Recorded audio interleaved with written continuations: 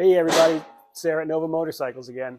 And this week we have a very interesting failure on a BMW R65. It's a clutch failure. But before we get into that, this is a 1981 BMW R65. It is a bit of an evolution of their Airhead that they made diligently until 1995. But this one is the evolution is it's a little bit of a shorter stroke. So whereas the R75, R90, R100 Airheads all shared the same stroke and made the engines bigger by increasing the pistons, this is a shorter stroke motor. So it behaved a little bit more like a modern bike in quotes when it comes to BMW. Modern bike did of its time a little bit more revvy, a little less long-legged, a little less torquey. So kind of a cool bike. They're really fun. They are different to ride when you ride them compared to the 70s and even the 80s bigger bikes. So yeah, it's got the famous snowflake wheels of its time, something that's pretty cool. They're beautiful. They did have some cracking issues, but I think that was a first run kind of issue. It's got good disc brakes in the front, twin discs in the front, very standard drum brake in the rear. Not much more to say about it. It's basically the rest of it is normal Airhead stuff, a little bit upgraded from the 70s electrics, stuff like that. But it does what a BMW does. Not the most exciting thing, but pretty fun. So anyway, we took this bike apart because the owner brought it in. We've seen it before. We did some work on it in the past. And he said, basically, I twist the throttle and nothing happens. And so we're like, we're thinking maybe it needs a clutch. And we were right, but we didn't know how bad it needed a clutch. This is what's left of the clutch friction plate. And it completely disintegrated. I've not seen a failure like this before. Definitely not on one of these. So where that lives is right here behind the engine. This is very much like a car clutch in that it's a single friction plate, a single pressure plate, and they just mate like a car does rather than a motorcycle typically has multi plates that all coming together to do its thing. It's also in line. This is a longitudinal crank, which means the crankshaft is running fore and aft. All the BMW Airheads are like this. All the BMW flat twins are like this. The crankshaft is running this way, so you don't need to have the clutch on the side. You don't need to change direction until you get to the rear wheel.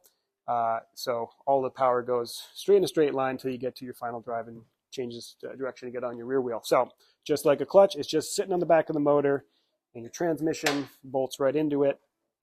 And this shaft, the transmission shaft, splines onto this, and the pressure between this and this is what transmits your power. So it's normal to have to do a clutch on a BMW. This thing has about 80,000 miles on it. Kind of normal that you'll get that much out of it because they are a lot sturdier than your average motorcycle clutch, being as beefy as they are. But normally, like I said, you don't see this when this happens. So we're trying to figure out what happened here. A hard downshift, too many hard downshifts, not clutching when you're downshifting, extra hard downshifts. This is not normal trauma. So something weird happened. And yeah, so this is kind of the fun stuff you get to see. Now, general BMW stuff, when you take these apart, you want to, we're going to give this guy a whole new kit because I got 80,000 miles, we might as well. You can see here it has, these are like finger springs, kind of like a diaphragm spring, as opposed to the coil spring on typical motorcycle clutch. Very much like a car. We're going to replace those, we're going to replace this, we're going to replace the pressure plate. But you also have to replace this hardware. This is single-use hardware at this point. It's torque to yield. If you try to reuse it, you are risking it coming apart and having even more catastrophic failure than something like this. Talking about maybe throwing some stuff through the cases. And again, as you go through it, when the drive shaft bolts to the transmission, again, a couple of torque to yield bolts go right here, so you don't reuse those bolts ever. So just basic stuff when you're doing a BMW. If the guy selling you parts says, hey, you should get those parts, get that hardware, don't cheap out, get that hardware.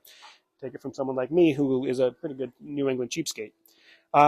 So here's your typical BMW transmission. They're all very much like this on the Airheads, very similar. There's your spline.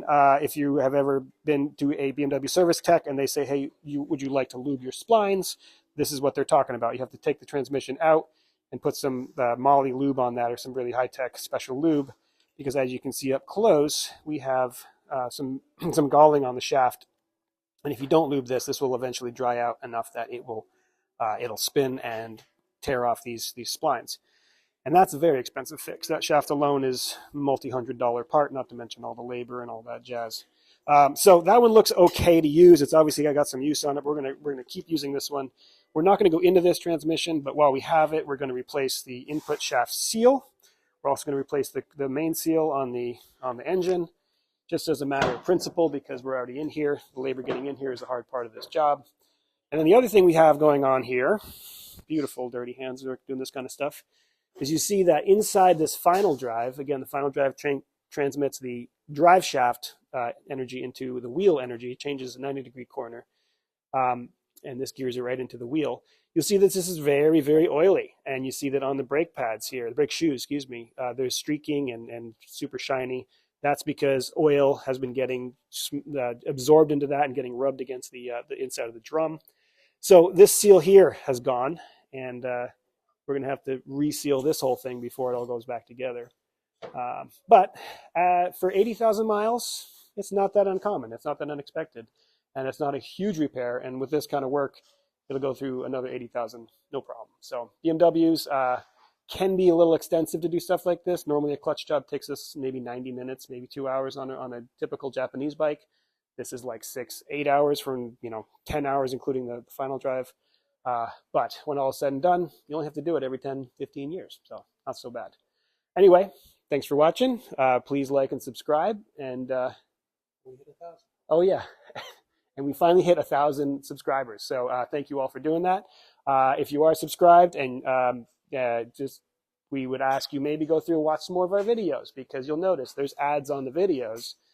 We don't get a cut of that. But if we hit enough views, we actually will start to get a cut of that, help support what we're doing here. So if you got time, watch as many as you can. We appreciate it. And again, thanks for watching.